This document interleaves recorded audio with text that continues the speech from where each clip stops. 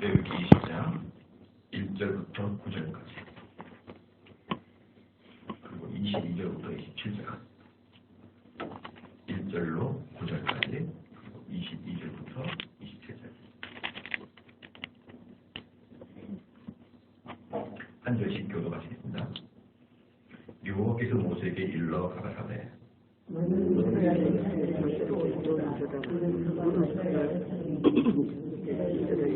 무한 타국이든지 그 자식을 몰렇게 반드시 죽이되 그 집안 사람이 돌아오실 것이요 나도 그 사람에게 진노하여 그를 그 백성 중에서 끊으리니 이는 그가 그 자식을 몰렉에게 주어서 내 성소를 더럽히고 내 소모를 욕되게 하였습니다. 그가 그 자식을 몰래에게 주는 것을 그 지방 사람의 문번치하고 그를 죽이지 아니하니 내가 그 사람과 본색에게 진노하여 그와 무릇 그를 본받아 몰렉을 음란히 섬기는 모든 사람들을 그 백성 중에서 끊으리라. 누나가 그 신령한 자와 밖으로 추정하는 자에게는 내가 정하여 그를 그 백성 중에서 끊으리니 너희는 스스로 깨끗게 하여 거룩할지니라. 나는 너희 하나님 여호와니라. 너희는 내 예배를 기대를 지켜야 지켜야 하라. 나는 너희를 거룩하게 하는 여호와니라. 무릇 그 아비나 어미를 저주하는 자는 반드시 죽일지니 그가 그 아비나 어미를 저주하였은즉 피가 자기에게로 돌아가리라. 22절 읽겠습니다. 너희는 나의 명령과 법도를 지켜 행하라. 그리하여야 내가 너희를 인도하여 거하게 하는 땅이 너희를 토하게 하느니라.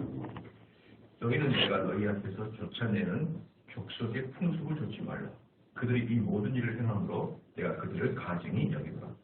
내가 전에 너희에게 이르기를 너희가 그들의 땅을 기업으로 얻는 것이라. 내가 그 땅과 적과 꿀이 있는 땅으로 너희에게 주어 유업을 삼게 하리라 하였노라.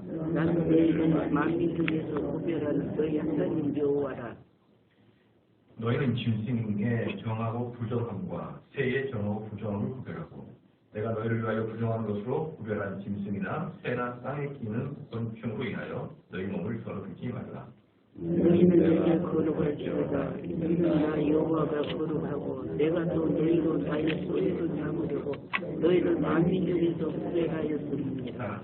남자나 여자나 신령하거나 박수가 들어도 반드시 죽일지니 곧 돌로 부딪히라. 그 피가 자기에게로 돌아가리라. 아멘.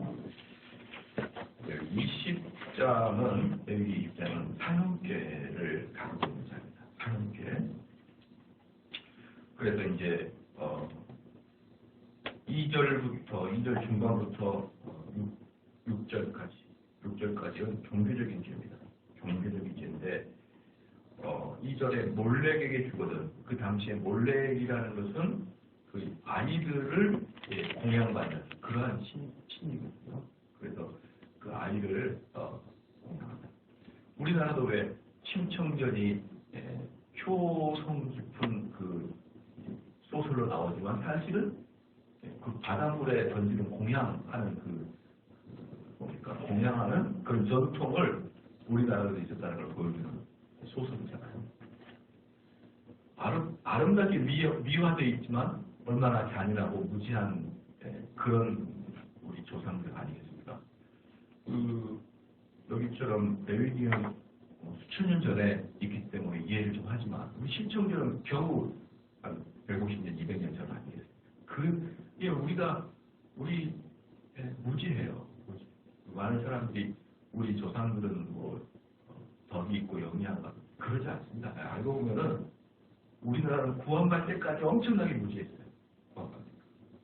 그래서 여러분 알지 않습니까? 우리가 그 홍역을 마마라고 하나요? 그렇죠? 저번에 말씀드렸죠. 마마라고 하나요? 왜 그러냐 그러면 그 집안에 그 아이가 홍역이 돼서 10곳이 올고 이랬다. 그러면 임금님 부인이 마마가 오셨다 이 말이에요. 임금님 부인이 마마. 그럼 임금님 부인이 마마가 오시면 어떻게 해야 되냐? 그 옆에 가지도 말고 그 마마가 있을 동안에는 조용 집안 사람들이 말 한마디 안 하고 발꿈치 들고 살금살금 걸어다니고 이 마마가 오셨다가 가도록 얘기했습니다. 얼마나 무지합니까? 얼마나 무지해요. 그래서 참 무지하다. 우리나라는 상당히 무지해요, 사실은. 우리나라가 뭡니까? 우리 어릴 때, 초등학교 다닐 때, 학교에서 회충약 먹었던 거 기억나시죠? 그래서 선생님이 일동이 나와서 5개 주고 막 이렇게 해가지고 회충약 먹었던 기억이 나는데, 그 회충약을 우리나라가 그렇게 전 국민이 먹게 된 계기가 1960년대에 여학생 한 명이 죽게 됐는데 그 배가 볼록 튀어나와서 죽게 됐어요. 그래서 나중에 죽음을 사고를 알아보니까 그게 다 회충이 차가지고 죽었다. 그게 1960년대까지 한국에서 있었던 아주 무지하고 이런 우리 민족이었어요. 우리 민족이 그나마 이 넥타이 외우고 살만한 민족이 되는 것은 순전히 기독교예요. 순전히. 좀 더 말한다면 미국의 원조, 기독교 이런 것들 때문에 우리가 먹고 살만한 것이죠. 우리가 그 과거에도 얼마나 문제인지 몰라요. 그런데 여기 당연히 레이기 때도 이 아이를 몰래 먹여 바치는 그런 흉측한 일들을 저질렀다는 것을 여러분이 그렇게 아시고 있지 않습니까? 그러한 사람들에게는 2절 말씀에 후반절에 그 자식을 몰래에게 주거든 반드시 죽이되 그 지방 사람이 돌로 칠 것이요 라고 할 때 여기서 이제 우리가 중동 사람들의 전통이 여기서도 그대로 이제 나오죠. 그때 재밌는 게 뭐냐면 돌로 칠 때 이스라엘 백성도 마찬가지고 이 당시에 돌로 칠 때 누가 돌로 치냐 그러면 법정에서 돌로 치는 게 아니라 그 지방 사람들이 돌로 쳐라 이렇게 성경에 나와 있어요.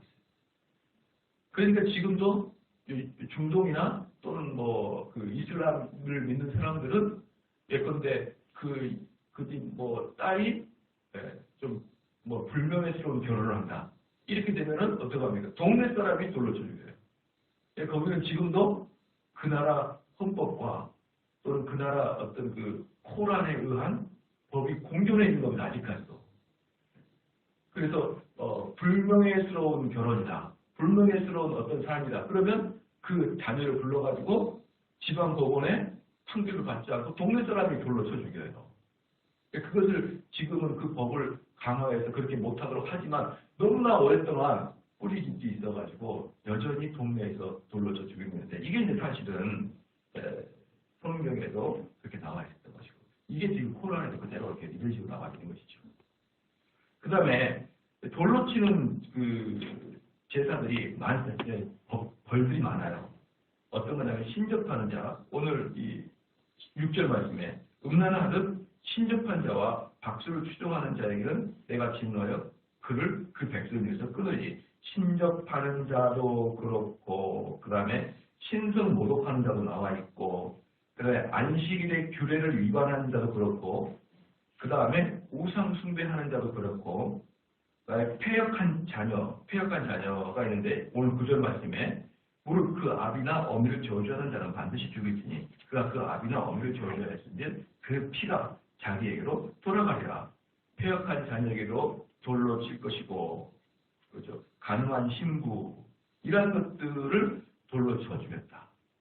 그런데 그때 당시에는 어떠한 사람을 돌로 쳐 죽였는지 그 돌로 쳐 죽이는 그 기준이 뭔지는 정확하게 나와 있지 않지만 신명기서의 말씀에 가면 약간의 느낌이 있어요. 어떤 자를 돌로 치느냐 그 공동체가 아주 진절머리 치는 일들을 했던 사람들을 주로 돌로 쳐 죽였고 돌로 쳐 죽일 때 바라던 공동체가 원하는 게 뭐냐 그 돌로 치는 것을 보고 일벌을 뵙게 하여 다른 사람은 절대로 죄를 짓지 못하도록 하기 위함이 어떤 신명기서에 좀 깊게 나타나 있습니다.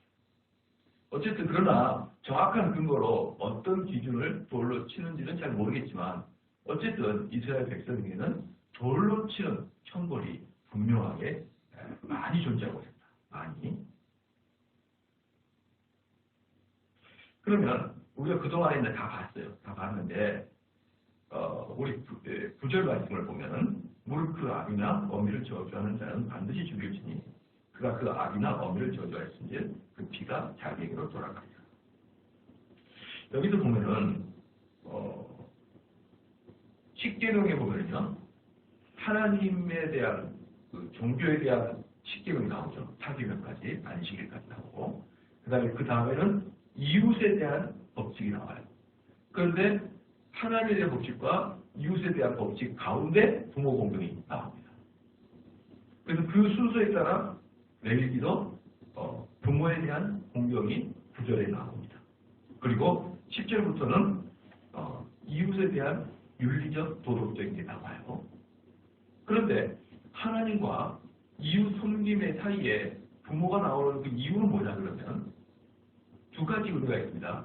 하나님을 섬기지 못하여 돌로 친 상황과 그 다음 이웃에 대한 특별히 간음죄가 거의 대부분 나와요. 간음죄에 대한 돌로 침 사이에 부모에 대한 이야기가 나오기 때문에 그것도 하나님을 섬기지 못하는 것과 똑같은 정도의 규격으로 부모를 섬기지 못한 자를 처벌하라.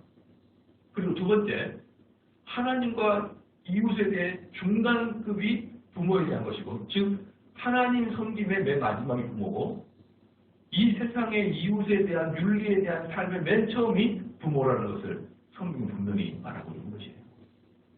그래서 성경은요, 그 당시 고대 근동법에 의하면 보편적인 형사법에 대해서는 성경이 아주 너그럽습니다. 그런데 그 보편적 근동, 그 근세 근동의 고대 근동의 법 중에서 하나님에 대한 법과 부모에 대한 법은 너무너무 엄격하게 엄격해요. 성경이. 그래서 많은 사람들이 유교를 가지고 있는 사람들이 기독교가 부모에 대한 공경을 잘 안 하느냐 이렇게 생각하지만 사실은 부모에 대한 공경을 못하는 것을 사형까지 올리는 경우는 기독교 외에는 사실 없는 것이죠. 그러면 이 사형은 부모를 공경하지 못한 자가 다 사형이냐? 그건 아니고요. 최고가 사형인 것이에요. 최고가.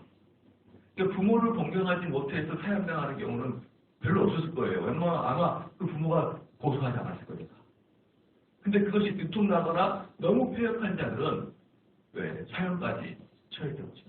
하여튼 최고가 사형이지 모든 부모를 폐역한 자가 다 사형은 아닌 것이죠.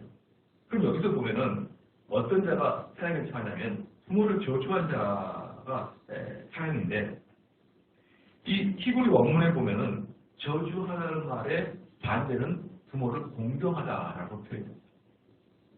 그러면 부모를 공경하다는 것은 어떤 뜻이냐 그러면 부모를 무겁게 하고 부모에게 영화를 돌리는 것을 공경하다라고 표현하는 것이죠. 그러니까 부모를 무겁게 한다는 것은 뭐냐면 부모를 아주 중하게 여기고 부모의 말씀을 아주 묵직하게 여기고 부모가 어떻게 하시거나 아주 의미 있는 그러한 분으로 섬기는 것을 공경하다라고 표현하는 것이죠.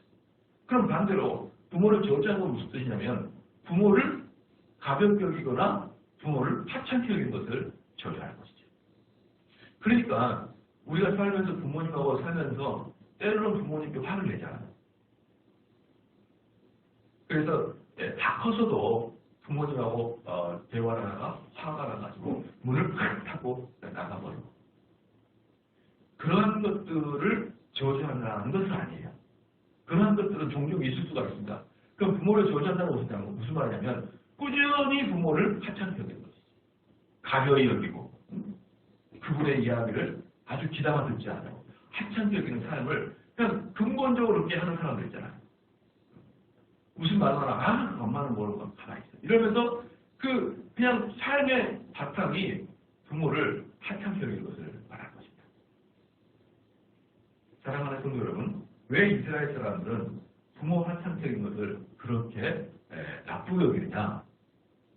이스라엘의 전통적인 사상에서는 부모는 하나님의 대행이 있는 것입니다. 그래서 그 사람은 부모를 하찮게 여기는 사람은 하나님을 하찮게 여기는 것이고 하나님을 하찮게 여기는 사람들은 겉으로는 신앙인인 것 하지만 사실 그 마음속으로 하나님의 법들을 하나도 지키지 않습니다. 하나님께서 하시라고 하는 그 율법 그 사람에게 중요한 게 아니에요. 속으로는 다 어기고 있습니다. 하나님께서 싫어하는 그 죄 아무것도 아닌 것처럼 어기고 있는 것이에요. 사랑하는 성도 여러분. 그래서 부모를 귀하게 여기고 부모님의 말씀을 묵직하게 여겨야 되는 것입니다. 그 사람들 중에 가끔 보면은 네 하면서 하나도 지켜내지 않는 사람들이 있어요. 목회자도 그런 경우가 종종 있거든요. 왜냐 그러면은 제가 이제 그 목회를 해보면서 느낀 게 뭐냐면 목회자들은 성도들의 이야기를 할 때 그게 아닙니다라고 말을 하게도 그럴 때가 있어요. 성도들이 목사님 이럴 때는 이거 좀 해주세요. 저거 좀 해주세요. 그러면은 저는 제는 뭐 목회자의 양식이라기보다는 제 스타일상 아니면 왜 그게 아닙니다라고 저는 이야기를 해요. 예, 그런데 제가 설교를 약 50분 가까이 합니다. 주일날. 요즘에는 이제 50분에서 조금 더 줄이려고 노력을 해요. 40분대로 들어가려고. 근데 원래는 한 50분에서 55분 사이를 주로 많이 했었습니다. 그럴 때 몇 분 성도님들이 목사님 요즘에 설교 50분은 좀 길지 않습니까? 이렇게 하고 좀 줄여주면 안 되겠습니까? 이렇게 물어보고 저한테 이렇게 요구를 합니다. 그럼 저는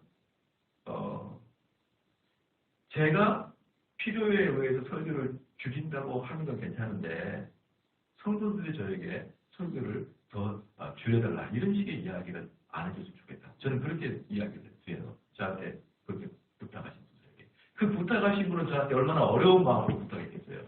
설교를 50분 너무 깁니다. 이렇게 이야기하는 것은요. 엄청 부끄러운 일이에요. 그렇기 때문에 그분이 용기를 내서 저한테 그 이야기를 부탁했을 때 저도 모르게 네 그렇게 말을 하고 싶죠. 저도 모르게.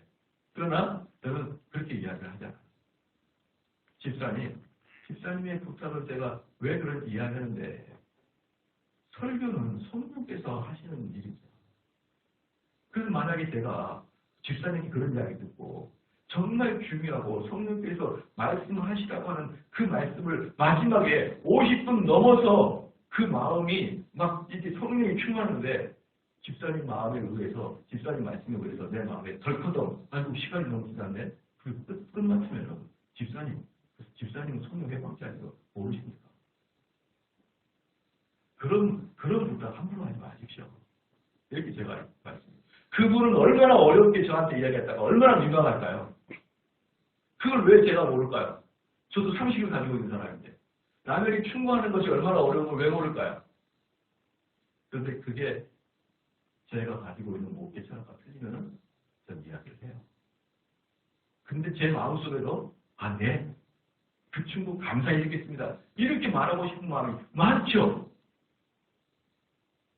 그런데 그러기 때문에 많은 목사님들이 성도들이 이야기할 때 네 그렇게 이야기합니다. 그리고 안 고쳐요. 그리고 훗날 그것 때문에 된통 당하는 목사님들이 꽤 많습니다. 많아요. 그래서 많은 사람들이 저 목사님은 맨날 내내 하지 귀담아 듣지 않는다 이렇게 소문이 나가지고 아주 마음에 들지 않아요. 마찬가지로 부모들이 이야기할 때 자녀들이 네네 그래요. 특별히 늙으신 부모가 얘기할 때 이제 장성한 자녀들은 네 이렇게 하다가 안 듣고 다 흘러버립니다. 그거 부모들이 모를까요? 다 알죠? 그러지 마십시오. 만약에 부모님들이 이야기하게 되면 귀담아 듣다가 그게 참 자기가 못 받아들일 것 같은 뭐를 말씀드리고 아니면은 웬만큼 부모의 이야기를 순종하고 살아야죠. 여러분 제가 주일날 오시는 분들이 주일날 오실지 모르겠지만 제가 주일날 설교 기도문을 읽어드려요. 제가 회개 기도문을. 근데 저희 아버님이 약간 좀 길다. 그 다음날 빼주시겠어요. 좀 길지 않냐 그게? 예. 제가 효자라기보다는 자꾸 이렇게 레위기도 강의하다 보니까 오늘 워낙에 있어서 부모님께 말씀 잘 안 듣고 그래가지고 죄송하다 싶어. 한마디 하면 그 다음날 토요일날 말하기에 그 다음날 주일날부터 안 했어요. 왜? 부모님이니까. 성도들은 그런 마음을 좀 가지고 있어요. 아니면은 제가 안 됩니다라고 말씀을 드려야 되는데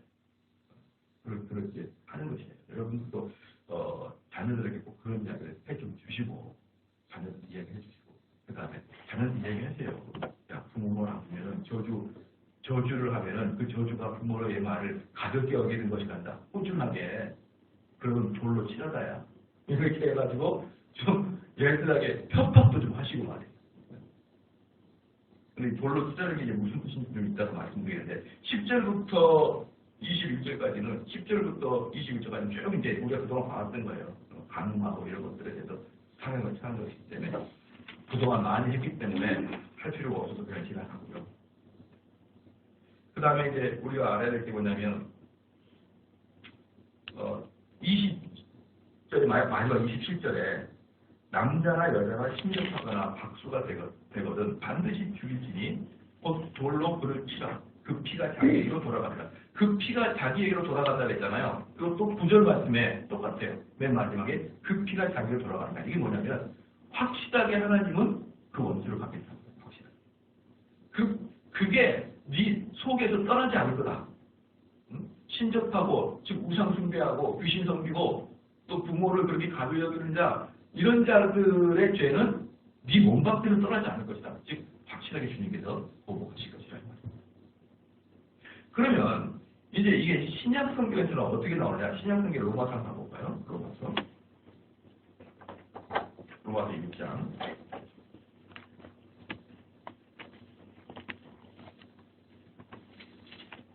로마서 1장에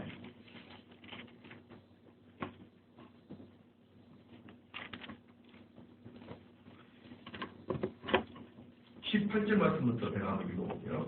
하나님의 진노가 불의로 진리를 막는 사람들의 모든 경건치 않음과 불의에 대하여 하늘로조차 나타나니 쭉 이야기하면서요. 그 다음에 23절에서 썩어지지 아니하는 하나님의 영광을 썩어질 사람과 금수와 보로 형상의 우상으로 바꾸었으니 쭉 이야기해요. 그러니까 레위기에 나와 있는 내용과 비슷하게 이야기를 합니다. 레위기도 경건함을 추구하죠. 거룩함을 추구하죠. 지금 여기서 바울은 거룩함, 경건함을 이야기하고 있어서 쭉 레위기에서 나와서 이야기를 하다가 29절 왔을 때 곧 모든 불의, 추악, 탐욕, 악의가 가득한 자요. 시기, 살인, 분쟁, 사기, 악독이 가득하여 수곤수곤하는 자요. 레위기 이야기를 쭉 이야기를 하면서 그 다음에 32절 말씀에 다 같이 한번 읽겠습니다. 저희가 이 같은 일을 하는 자는 사형에 당하고 하나님의 정하심을 알고 자기들만 행할 뿐 아니라 또한 그 일을 하는 자를 옳다는 자. 여기서 보니까 다시 바울은 그런 자들을 사형에 처한다고 분명하게 이야기를 하고 있죠. 그러니까 지금 바울은 레위기에 나와 있는 이야기들은 그대로 신약 성경에도 동등하게 이야기하고 있습니다. 그런데 여기에 관해서 우리 예수님께서는 가늠한 자를 용서해 주셨잖아요. 그러니까 신약에서는 왔다 갔다 하는 거예요. 바울은 분명히 레위기 당시의 이야기가 신약 성경에도 동일하게 나타난다고 말씀하고 있는데 우리 주님은 가는 곳마다 죄인들을 용서해 주셨어요. 그리고 더 재미있는 건 뭐냐면 여러분도 아시겠지만 이스라엘에서는요 여러 가지 죄에 대한 형벌을 가할 수 있어도 절대로 무엇을 할 수 없느냐? 사형을 못 썼습니다. 그래서 여러분 잘 알다시피 우리 예수님을 사형시킬 때 그렇게 빌라도한테 사형을 언도해달라고 했던 이유가 유대인들은 사형을 시킬 수가 없었어요. 로마가 점령한 곳에서는 그 지역의 법도에 따랐지만 사형만큼은 로마 법에 의해서 처벌해야 됐습니다. 그렇기 때문에 바울의 이야기는 사실 신약시대 때 불가능했습니다. 이런 로마서 1장에 나와 있는 사람들, 즉 레위기에 나와 있는 그 법도를 어긴 사람을 바울은 사형에 해당한다고 했는데 사실 그때 당시의 법으로는 유대인들이 돌로 쳐 죽일 수가 없었습니다. 그럼 이걸 무엇을 말씀을 합니까? 이미 신약 때는 레위기 당시같이 그렇게 사형을 시킬 수 없었지만 그렇다고 해서 그 죄가 하나님 보시기에 가볍지 않다는 것이에요. 원래 당시에는 그 죄가 아무것도 아닌 것처럼 너희가 느낄 수 있지만 그 법도들은 하나님 보시기에 사형에 해당하는 그런 추하고 악한 그런 죄였다. 사랑하는 성도 여러분, 지금도 마찬가지다. 이미 신약시대 때는 물리적으로 육체적으로 사형을 시킬 수가 없었듯이 지금도 우리가 이런 자들을 법으로 사형을 시킬 수가 없지만 하나님 보시기에 너무나 추악한 더럽고 악한 죄고 레위기에서 그 피를 너에게 떠나지 않겠다라고 했던 그런 놀라운 것이 지금도 우리에게 이번에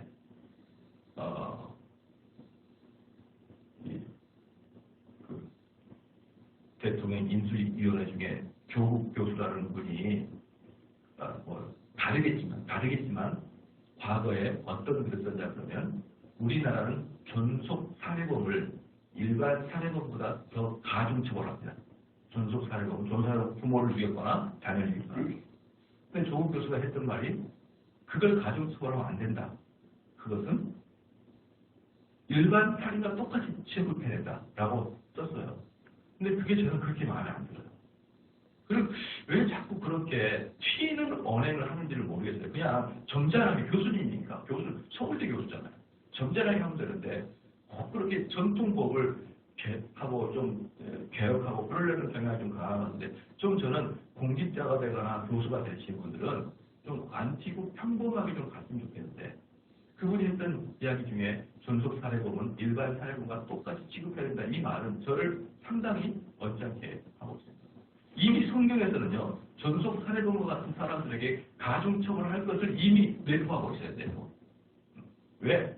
그것은 천륜을 저버리기 때문에. 천륜. 원래 우리가 이 법들이 전부 다 미국과 독일서부터 왔거든요. 미국과 독일서부터 왔고, 이게 일본에게 영향을 미치고 우리에게 영향을 미칩니다. 그런데 그 독일과 미국서 보고 또 밑바닥이 로마에서부터 올라와요. 로마로부터. 근데 그 밑바닥의 법이 어디서부터 옵니까? 성경에서부터 와요. 왜? 이미 로마는 기독교 국가였습니다. 그렇기 때문에 존속 살해범을요 가중 처벌한 이유는 이런 말씀에 근거를 해서 그렇게 말을 하는 거예요. 그렇기 때문에 우리처럼 성경을 아는 사람들이 그렇게 이야기하면 마음이 아파요. 저런 얘기도 안 했으면 좋겠다. 그렇지 않으면 내 삶이 팍팍한데, 그렇지 않으면 정대원 목사 삶이 팍팍한데 저런 것까지 들으면 더 기분이 나쁘잖아요. 저런 것 좀 안 했으면 좋겠고. 동성애가 뭐가 잘못이냐? 이 동성애가 잘못했다고 레일기와 로마서 그대로 나와 있어요. 저런 것 좀 안 했으면 좋겠다. 저런 것 좀 안 했으면 좋겠다. 사랑하는 성도 여러분, 우리는 일단 살아갈 때 사람들이 어떤 그 위치에 있는 사람들이 한마디 할 때 그러려니 하지 말고 그들의 사상을 잘 보면요, 그가 성경을 존중하는 사람입니다. 성경을 존중하지 않는 사람인지를 우리는 알 수가 있는 것입니다. 많은 사람들이, 법관들이 성경을 알아듣습니까? 그러나 전통법에 대해서 존중하는 마음을 갖고 있으면요, 최소한 전통법에 대한 존중한 마음을 갖고 있으면 거기 안에는 성경적 가치가 쫙 있어요. 그래서 그것을 의도적으로 변화시키고 그럴 필요는 없는 것입니다.